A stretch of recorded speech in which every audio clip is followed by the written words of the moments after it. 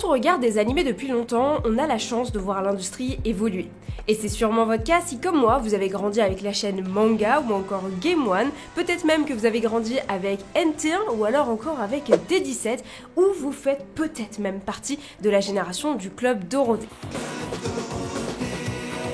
Et dans tous les cas, vous vous retrouverez sûrement dans cette vidéo si vous regardez des animés depuis un certain temps. Car oui, pour vous rafraîchir un petit peu la mémoire, à l'époque, les animés, c'était ça.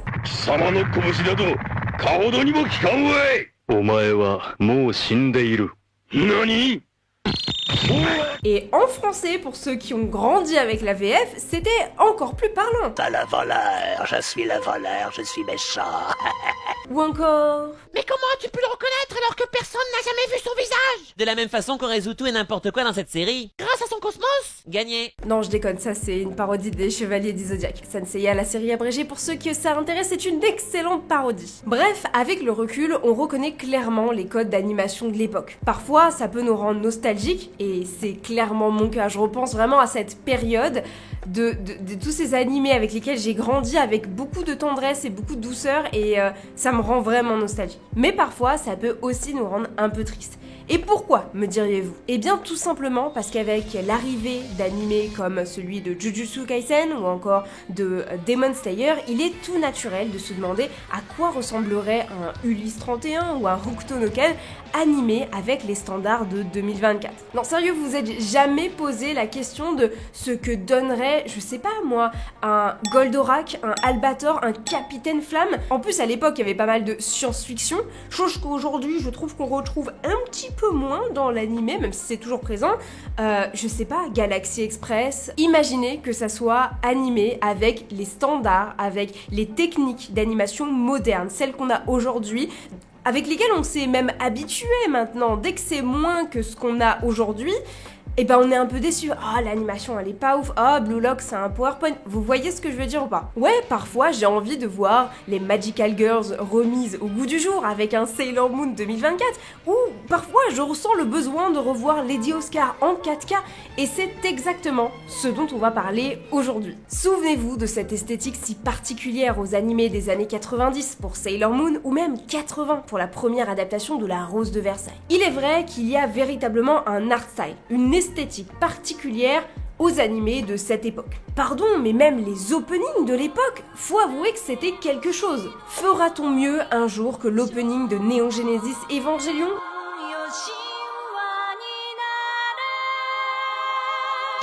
Ou que l'opening de Senseiya Pegasus Fantasy ? Qui se souvient de...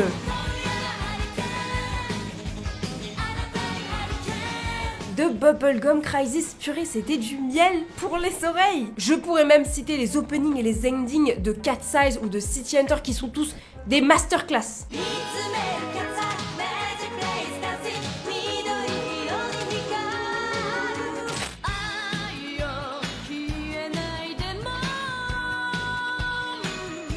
Et je dis pas du tout que aujourd'hui on fait pas des openings aussi bien. Au contraire, récemment j'ai saigné l'opening des Carnets de l'apothicaire, celui de Frieren est excellent. On a également le droit à la masterclass, encore une fois, voilà, de l'opening de Yakuza Fiancé, du coup Criminel Fiançailles. Même si l'anime n'est pas à la hauteur, l'opening est plutôt pas mal. Et je suis sûre que vous en avez un bon paquet en tête dans ces, ne serait-ce que cette dernière année qui est passée. C'est bien aussi les openings d'aujourd'hui, mais ce que je veux dire c'est qu'à cette époque, il y avait vraiment quelque chose. Quand tu entends un opening de ces années-là, tu reconnais que c'est un opening de ces années-là. Vous voyez ce que je veux dire? Je suis sûre que oui. Ayant grandi avec vraiment un large panel d'animés, allant des années, je crois 70-75, jusqu'à 2000 on va dire, parce que j'estime que passé mes 16 ans, j'ai plus grandi avec des animés. Donc tout ce qui est Naruto, JoJo's Bizarre Adventure, Hunter x Hunter, je sais pas pourquoi j'ai donné un accent anglais pour ça, mais bref, oubliez.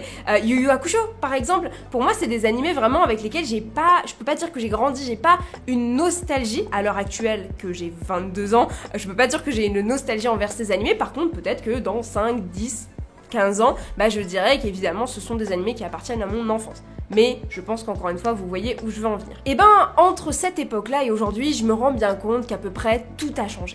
Et encore une fois, je vous vois venir dans les commentaires à écrire « Ouais, t'es vraiment une boumeuse, tu penses que les animés c'était mieux avant ?»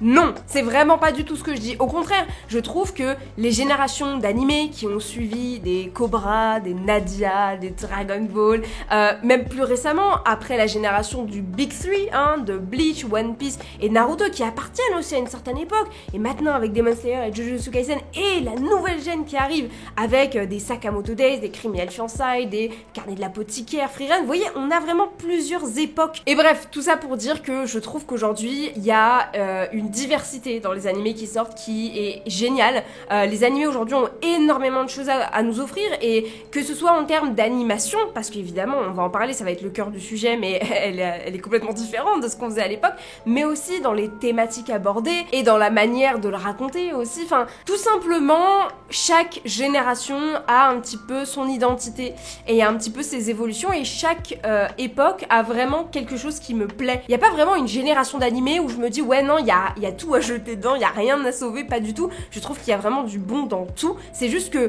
entre ces années 90, 80 et aujourd'hui, il y a un gouffre, il y a un fossé en fait. Là pour le coup, il y a une vraie différence entre ce qu'on fait aujourd'hui et ce qu'on faisait à l'époque. En tout cas, on arrive du coup au cœur du sujet. J'ai beaucoup bavardé, désolé, mais je pense que vous avez compris où je voulais en venir. Parmi les quelques noms que j'ai cités là, il y en a qui ont eu la chance d'avoir des suites, des spin-offs et même des remakes, et c'est de ça dont on va parler aujourd'hui. En tout cas, on va parler de ces animés qui ont eu une adaptation à une certaine époque, qui s'ancraient avec des codes vraiment définis à cette période-là, et qui ont eu un remaster, reboot, remake. Bon, ces termes un petit peu, même s'ils ont une définition propre, on va un petit peu tout mettre dedans aujourd'hui, mais surtout qui ont tout simplement eu une deuxième version bien des années après. Évidemment, vous vous en doutez, l'animé qui m'a donné envie de vous parler des remakes d'animés, c'est évidemment Ranma 1-2-0.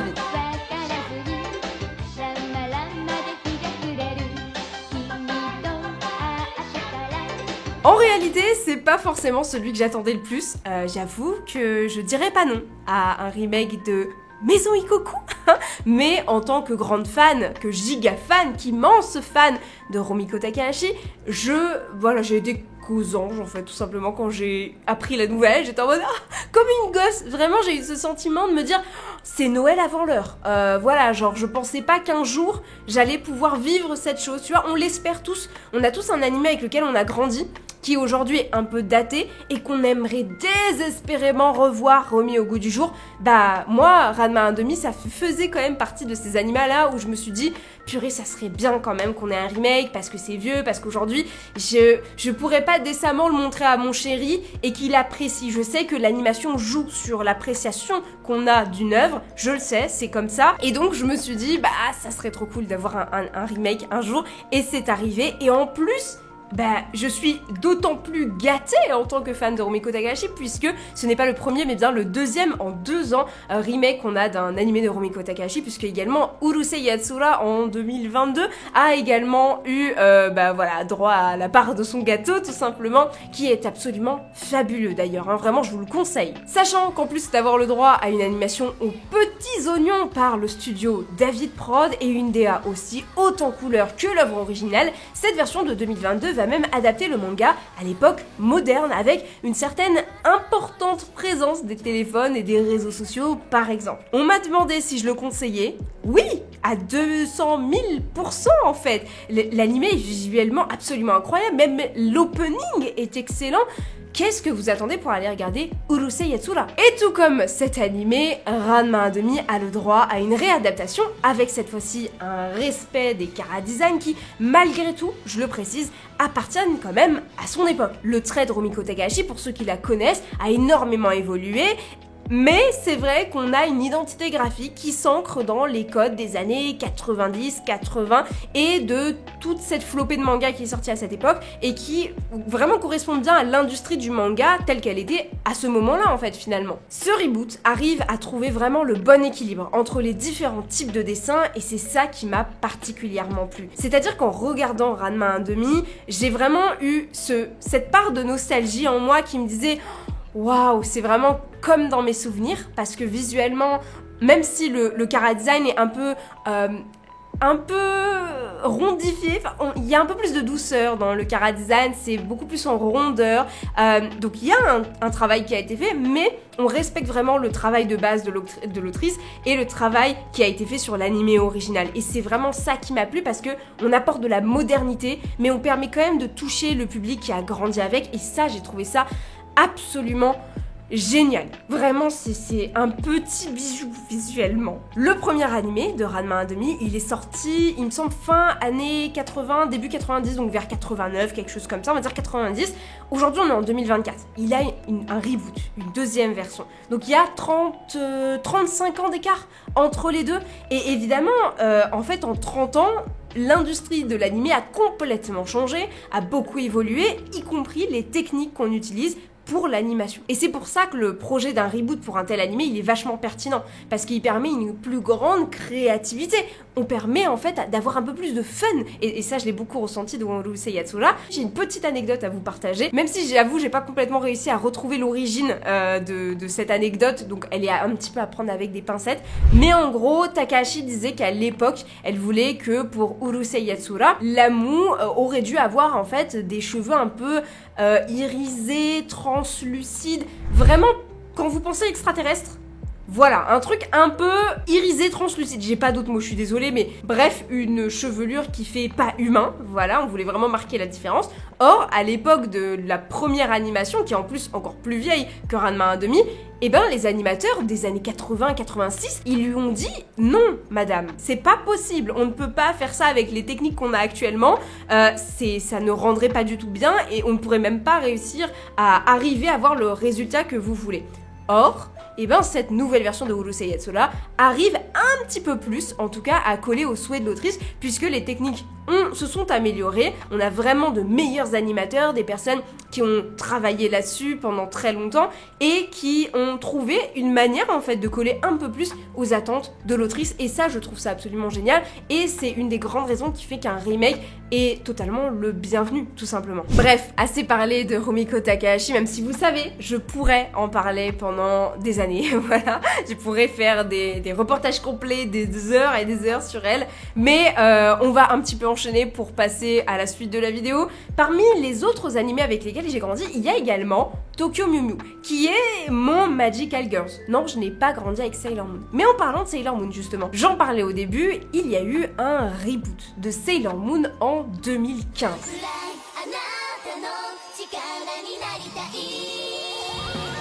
Et celui-ci va reprendre à peu près le premier gros arc narratif du manga.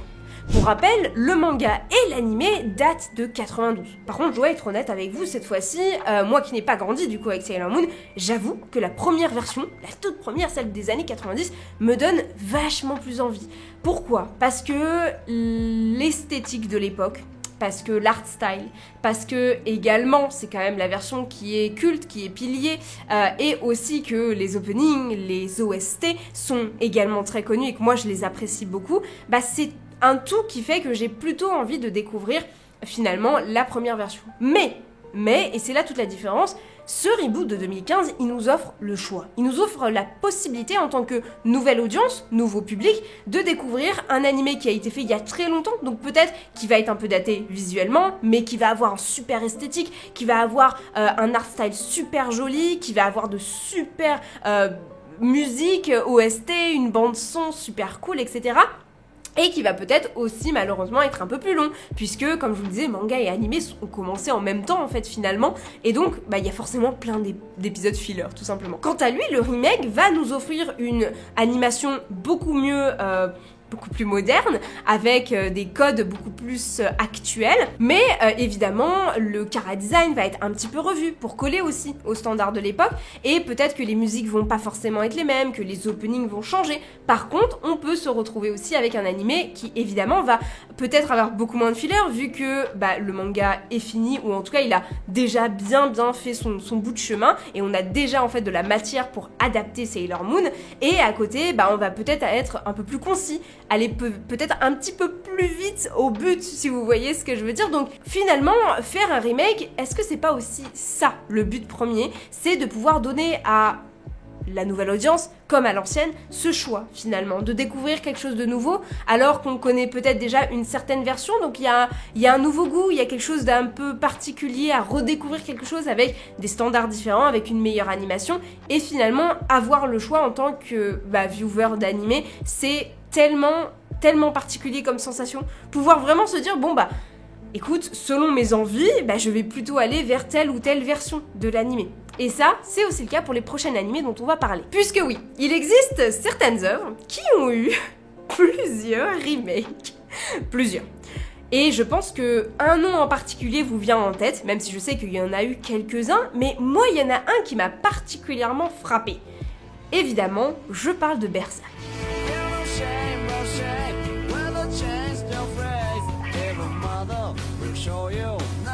Alors dans le cas de Berserk, c'est un petit peu différent. Pourquoi ? Parce que, de ce que j'ai compris, la majorité des fans s'accordent à dire que la première série sortie en 97 est excellente, et très bien finalement, et limite une des meilleures pour le coup. L'esthétique de l'époque plaît, les OST également, et l'adaptation semble être plutôt respectée si on la compare aux 3 autres remakes sortis. Oui, en tout, ça fait 4 adaptations de Berserk en animé. Car on a eu droit à cette première version en 1997, mais également à une série de 3 films entre 2012 et 2013 qui m'ont personnellement fait découvrir l'œuvre d'ailleurs. Et il y a aussi eu une autre série en 2016, et vous vous dites peut-être que celle-ci a été la meilleure, la plus incroyable, un vrai petit banger, sauf que pas du tout.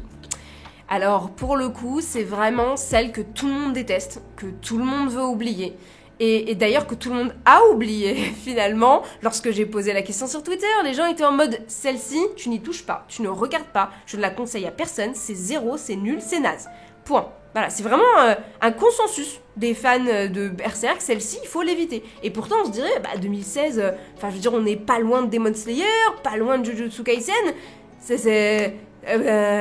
pourquoi en fait finalement? Mais l'important dans un remake, c'est pas uniquement que l'animation. Et enfin, en 2022, on a eu la Memorial Edition de l'arc de l'âge d'or du coup. Alors de ce que j'ai compris, c'est une sorte de réadaptation des 3 films sortis en 2012, mais qui va un peu plus prendre son temps et un peu développer plus certaines scènes. En tout cas, c'est comme ça que je l'ai compris, donc je vois pas trop l'intérêt, même si du coup, c'est pas des films, c'est transformé en série, ça a été découpé en série, et a priori, ça prend un petit peu plus son temps. Pourquoi pas, on va dire. Et en posant la question sur Twitter, sur la meilleure adaptation de Berserk, et bien comme je vous le disais, c'est bien celle de 97 qui ressort le plus. Étonnant, non? Mais c'est vrai que celle de 2012, la version film, est quand même ressortie comme étant la meilleure porte d'entrée pour les nouvelles personnes qui veulent découvrir Berserk pour le coup, et pour le coup je suis assez d'accord parce que moi ça a été une très bonne porte d'entrée, j'ai dû regarder les 3 films peut-être 2 ou 3 fois depuis ma découverte, et je trouvais pour le coup qu'à l'époque, avant de lire le manga, je trouve ça très bien, que ce soit visuellement, au niveau de l'histoire, et ensuite j'ai vraiment pris du plaisir à découvrir le manga par la suite. Et j'avoue, je vais être honnête, même si j'adore les animés de l'époque, que la version de 97...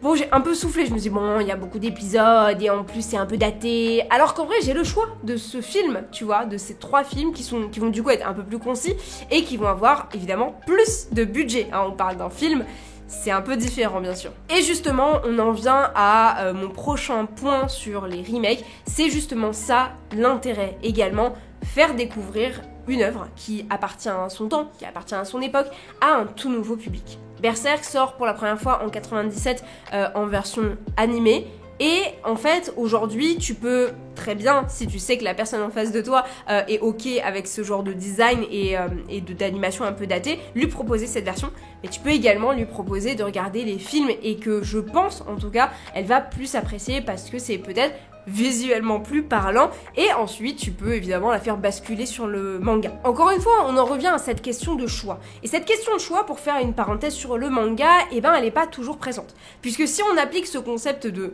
remake dans l'édition française, on peut parler des rééditions de manga. On est d'ailleurs très content de revoir en France un manga comme Mars chez Panini ou Karakuri Circus chez Meian, et dans les 2 cas, les mangas originaux sortis une première fois en France n'étaient plus édités, n'étaient plus disponibles à l'achat, pareil pour Baki par exemple, ou en tout cas étaient très difficiles à trouver de manière classique, on va dire. Et donc des rééditions vont permettre à un nouveau public qui n'a peut-être pas découvert le manga à l'époque ou qui veut le redécouvrir de pouvoir se le procurer. Alors bien sûr, c'est une petite parenthèse, on sort un petit peu du sujet, surtout que dans le milieu de l'édition, il y a beaucoup d'autres paramètres qui rentrent en compte. Il y a aussi des questions d'édition, de droit et également d'arrêt de commercialisation, donc c'est vraiment une autre question, mais c'est un petit peu pour vous faire un parallèle entre les deux, c'est-à-dire que nous aussi, avec le manga, on a le droit à des rééditions qui font souvent très plaisir, à part quand elles sont un peu trop excessives, comme avec le Quartier Lointain. Chez Casterman, je vous apprécie, hein, mais pourquoi nous faire autant d'éditions de Casterman? Bah écoutez, peut-être pour toucher à chaque fois un nouveau public finalement, et puis tant qu'il existe autant d'éditions au Japon, bah allons les sortir en France finalement. Non, je comprends.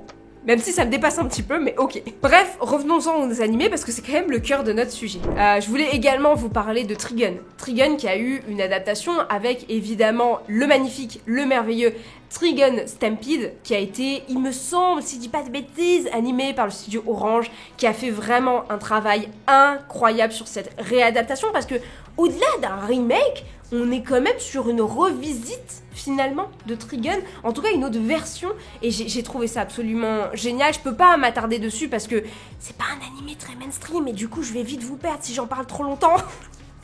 Je déconne, mais c'est vrai que si vous avez l'occasion vraiment d'aller regarder l'animé, en tout cas cette nouvelle version, parce que peut-être que le premier animé est trop vieux pour vous, je vous invite à aller le voir parce que c'est exquis, vraiment visuellement, la DA est incroyable, la bande son est super, l'animation est géniale, bref, allez-y, c'est trop bien. Si on revient à des remakes un petit peu plus classiques, je pense que vous vous en doutez, on va parler de Hunter x Hunter.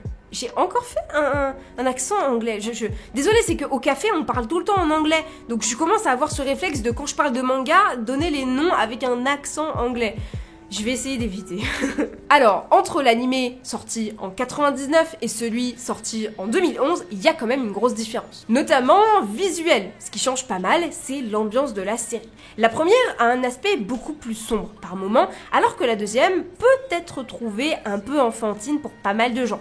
Mais ça joue aussi sur le fait que du coup la deuxième version est un peu plus accessible, je dirais, et en tout cas accessible à un plus jeune public également. Mais les deux versions sont vachement sympas et la dernière, on va dire, est un peu plus complète. Elle ressort souvent comme évidemment mieux animée, mieux rythmée que celle de 99, alors que c'est vraiment l'esthétique et la vibe plus dark de la version de 99 qui sont majoritairement appréciées. Ici, je trouve que les deux sont vraiment pertinentes, intéressantes et ont de l'intérêt, même si je dois dire qu'au début, quand j'ai vu qu'il y avait un peu plus d'une dizaine d'années entre les deux, j'ai trouvé ça un peu rapide pour faire un remake quand même. Mais évidemment, une des raisons qui a poussé en fait ce remake, je pense en tout cas, c'est que le manga n'était pas fini au moment de la première version en 99. La première version arrive jusqu'à l'arc de la brigade fantôme en une 60aine d'épisodes, alors que celle de 2011 va couvrir jusqu'à l'arc élection en plus de 140 épisodes, avec bien sûr l'adaptation des fourmis chimères qui a largement participé à la remonte de l'œuvre. Sachant que je suis convaincue, vraiment on peut en débattre dans les commentaires, il n'y a aucun problème, mais personnellement je pense vraiment que c'est la version de 2011 qui a vraiment construit la popularité de Hunter x Hunter en France. Je pense vraiment que c'est ça qui a fait en partie son succès. En tout cas, si on parle auprès d'un nouveau public, puisque de mémoire Hunter x Hunter c'est aussi sur Netflix et la dernière version est sur Netflix justement, mais le fait qu'elle soit mieux rythmée, mieux animée, le fait qu'elle soit aussi, alors est-ce que je peux dire plus concise? Parce que l'arc des fourmis chimères, j'ai failli le drop à cause de la manière dont est construit cet arc-là en animé. Mais voilà, au vu de la publication un peu compliquée du manga, du rythme un peu compliqué de l'auteur, je pense vraiment que cette réadaptation, ce remake, a vraiment participé fortement au fait que aujourd'hui Hunter x Hunter est cité au même titre que les animés les plus populaires, en tout cas en France. Voilà, n'hésitez pas à me faire vos retours dans les commentaires par rapport à ça bien sûr, et à me dire si vous avez découvert la première version en 99 ou celle de 2011. Personnellement j'ai regardé celle de 2011 justement. Malgré ça, vraiment comme je vous le disais, l'arc des fourmis chimères, mon mari a dû m'attacher à une chaise et me forcer à finir cet arc, parce qu'au bout d'un moment, fourmi numéro A contre fourmi numéro B contre je sais pas qui de nous les alliés, ça m'emmerdait, j'en pouvais plus. Moi j'étais en mode non, je m'en fous, je sais que vous allez pas gagner, c'est nous qui allons gagner, vous êtes juste des fourmis. Voilà, et quand on arrive évidemment à Meruem, à Netero, etc., évidemment c'est incroyable, tu vois. Mais c'est vrai qu'il y a un peu du remplissage où j'étais en mode reste zen Inès, reste zen. Par contre, j'aime beaucoup. Au final, l'arc vaut le coup. Mais est-ce qu'on était obligé d'en passer par là? Bref, c'est une autre question. Mais, vous vous en doutez, Hunter x Hunter n'est évidemment pas le seul manga qui a eu une réadaptation plus complète, qui va couvrir plus largement le manga, et cette fois-ci on va parler du cas de Full Metal Alchemist.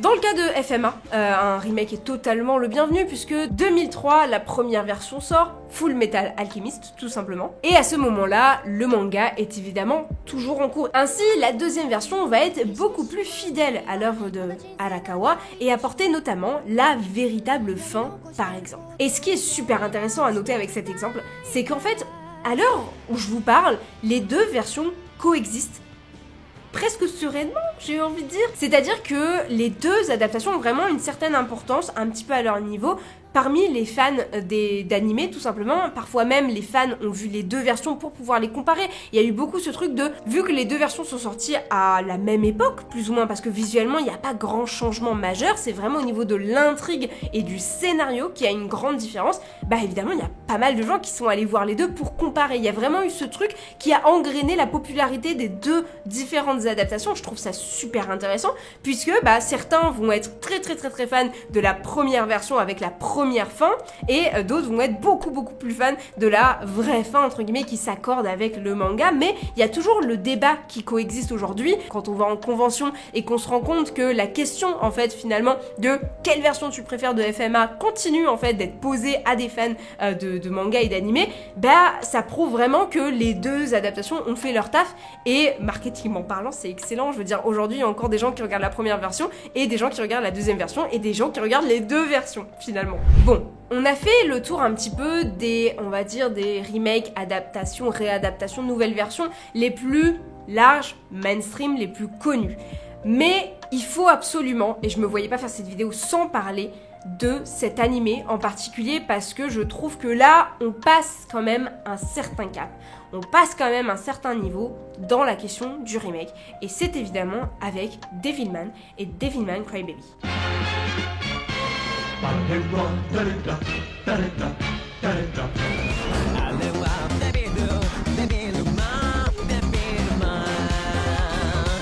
Waouh! Là, il faut se poser 2 secondes, on va respirer, voilà, prenez une grande respiration avec moi, on va parler quand même d'une œuvre qui est majeure dans la question de l'animation, mais également pour le manga, puisque Go Nagai, l'auteur de Devilman, est évidemment un mangaka qui a une certaine renommée et qui a eu une énorme influence. Je l'ai notamment remarqué tout simplement à chaque fois que je faisais des vidéos sur des auteurs ou sur des sujets comme le shoujo d'horreur, tout simplement, ou comme ma vidéo sur Rumiko Takahashi, son nom revient tout le temps. Vraiment, son influence, elle est incroyable. Et donc cette fois-ci, on va parler de Devilman et de Devilman Crybaby, ce qui n'a pas fait que ça évidemment. La réadaptation de l'œuvre de Go Nagai par Masaaki Yuasa et Ichiro Okuchi sous la prod du studio Science Saru est justement incroyable. La réinterprétation du mythe de Devilman, la réalisation et tous les sous-titres en fait qui ont été ajoutés dans cette réadaptation de Netflix, qui plus est, tout ça apporte véritablement une plus-value. On pousse vraiment le concept de remake. Là, on est même plus dans un remake en fait, on est dans une sorte de réadaptation, de revisite en fait de l'histoire classique finalement. Et j'avoue que j'ai rarement vu une nouvelle version aussi poussée par rapport à l'original. C'est probablement le remake slash reboot slash je sais pas comment vous voulez l'appeler parce que c'est pas exactement ça que je trouve le plus pertinent et le plus réussi. Alors on aime ou on n'aime pas, c'est pas vraiment la question. Mais Crybaby a vraiment un intérêt complètement à part pour un nouveau public, autant que pour le public qui connaît Devilman déjà, qui connaît le manga ou qui connaît l'animé de 80, je sais même plus quand est-ce qu'il est sorti. Je viens de checker, l'animé Devilman est sorti en 72. Et le remake de Netflix du coup est sorti en 2018. Il y a presque 50 ans qui séparent les deux versions. On vit dans cette époque où on a le droit aux deux versions. Je suis désolée mais moi ça me rend ouf, je trouve ça incroyable. Et j'ajouterais quand même un autre point, même si j'estime, c'est peut-être pas votre cas, mais j'estime que Crybaby est quand même assez niche. De base, le travail de Go Nagai, je le trouve assez niche, mais Crybaby a vraiment le mérite d'avoir motivé des gens, d'avoir intéressé des gens à en découvrir plus sur son auteur. Moi-même, la première, lorsque je suis sortie de Devilman Crybaby, déjà, la première fois que j'ai regardé, je savais pas du tout que ça venait de Devilman parce que j'ai grandi avec certains épisodes de Devilman, pas autant qu'avec du Dragon Ball, certes, parce que c'était un peu plus loin et ça passait beaucoup moins à la télé, pour le coup. J'avais vraiment pas fait le lien directement. Je me suis dit que peut-être l'un avait influencé l'autre. En plus, 50 ans après, tu te dis pas que c'est la même œuvre, tu vois. Mais voilà, pour en revenir à Go Naga, je pense que Crybaby a quand même vraiment participé à rendre l'auteur un peu plus mainstream, un peu plus populaire et que les gens s'y intéressent plus, tu vois. Dites-le moi dans les commentaires si vous aussi vous faites partie de ces gens-là qui se sont posés des questions sur l'auteur. Ah, dis donc, c'est assez incroyable que vous ayez aimé ou pas. Ah, dis donc, c'est particulier, que ce soit le studio d'animation, peut-être vous êtes allé vous renseigner là-dessus, sur ce qu'ils avaient fait avant, ou sur l'auteur pour vous dire, purée, comment on peut écrire une telle œuvre, ou comment est-ce que la version originale est écrite. Enfin, vraiment, moi, ça a vraiment ouvert une porte dans ma culture manga, je pense, et pour ça, je remercierai jamais assez cette adaptation de Netflix, hein, et je le répète, on peut aimer ou pas aimer, pour moi, Crybaby, je pense que c'est un pilier dans la Japanimation, tant au niveau de l'animation, mais aussi dans l'histoire que ça raconte. Voilà. Et je pense que c'est vraiment la meilleure œuvre dont on pouvait parler pour clôturer cette vidéo, longue vidéo finalement, je m'attendais pas à ce qu'elle dure autant de temps, mais voilà, j'essaierai de vous la rendre un peu plus digeste, on va dire. En tout cas, sachez que moi j'ai adoré faire cette vidéo, vraiment, la question du remake, je suis pas une très grande connaisseuse ou une experte en animation, tout ce qui est Sakuga, etc. Je saurais pas vous expliquer ce que c'est, je préfère m'adresser à des gens qui s'y connaissent, mais je voulais un peu vous partager mon avis sur la question du remake, et je pense que du point de vue où j'ai grandi avec des animés qui datent mais des années 80, 90, parfois même 70, 75, et qu'aujourd'hui je continue à consommer de l'animé et que j'ai vu vraiment tout un tas en fait d'animations différentes, je me sens un peu plus légitime par rapport à ça pour vous parler tout simplement de remake, et surtout Ranma 1/2, les gars, je suis désolée, mais disons que vraiment c'est un animé qui me tient à cœur, c'est un animé que j'adore, c'est un manga que j'adore, bref c'est une autrice que j'adore, et donc j'ai un peu utilisé ça comme prétexte pour vous parler des remakes aujourd'hui. J'espère en tout cas que la vidéo vous aura plu. J'attends évidemment vos retours dans les commentaires. Ce genre de vidéo est fait pour ça. Je vous partage un avis, je vous partage une opinion, et vous me partagez en retour la vôtre. Et j'espère qu'on pourra discuter de ça dans les commentaires.